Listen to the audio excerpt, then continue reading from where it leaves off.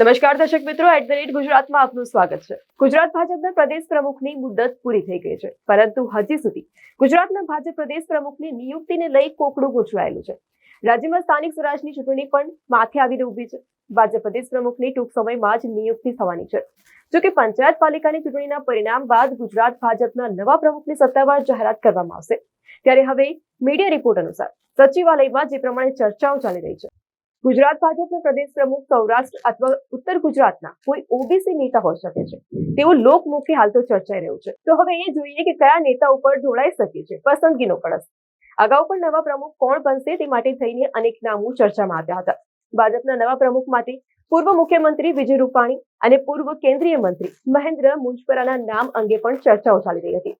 ત્યારે હવે હાલમાં તો વિધાનસભાના સ્પીકર શંકર ચૌધરી અને રાજ્ય કક્ષાના મંત્રી જગદીશ પંચાલના નામો પણ ચર્ચામાં ચાલી રહ્યા છે। પરંતુ મીડિયા રિપોર્ટ મુજબ હંમેશાથી ભાજપની કાર્ય પદ્ધતિ એવી ચાલતી આવી છે કે જે નામો ઉપર ચર્ચાઓ ચાલી રહી હોય એવા નામોને ક્યારેય પદ સોંપવામાં આવ્યું જ નથી। આ અગાઉ ઉત્તર અને મધ્ય ગુજરાતના કેટલાક નેતાઓના નામો પણ પ્રમુખ તરીકે ચર્ચામાં આવ્યા હતા।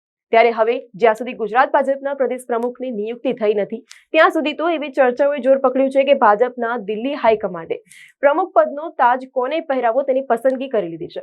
માત્ર સમયની જ રાહ જોવાઈ રહી છે। ગુજરાતમાં 16 ફેબ્રુઆરીના મતદાન અને તેના પરિણામ પછી ગુજરાત ભાજપના નવા પ્રદેશ પ્રમુખની જાહેરાત કરી દેવામાં આવશે। તો આ ઉપરાંત રાજકારણમાં હંમેશા પ્રદેશ અને જ્ઞાતિ જાતિ વગેરે જેવા પરિબળોને પણ ધ્યાનમાં લેવા પડે છે। સાથે જ એ વાત પર પણ ભાર આપવામાં આવે છે કે મુખ્યમંત્રી અને પ્રદેશ પ્રમુખની વચ્ચે સુમેળ જળવાઈ રહે।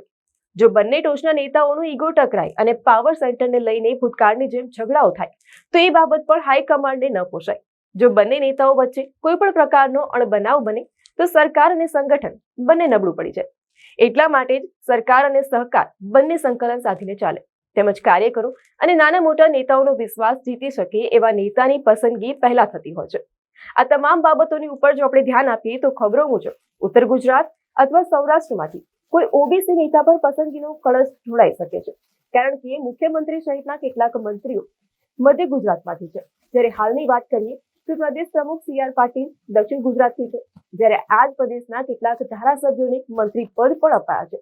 એટલે કહી શકાય કે મધ્ય અને દક્ષિણ ગુજરાતમાંથી કોઈ નેતાને પ્રદેશ પ્રમુખ નહીં બનાવવામાં આવે એ બાબત નિશ્ચિત હોઈ શકે છે, અને જેથી સૌરાષ્ટ્ર અથવા તો ઉત્તર ગુજરાતમાંથી જ કોઈ નેતાની પસંદગી થઈ શકે છે તેવું તો હાલ મીડિયા રિપોર્ટ મુજબ લોકમુખે ચર્ચાઈ રહ્યું છે તેવું હાલ માનવામાં આવી રહ્યું છે। તો આવી જ રીતથી અનેક ખબરો સાથે અમારી સાથે જોડાતા રહેજો। ધન્યવાદ।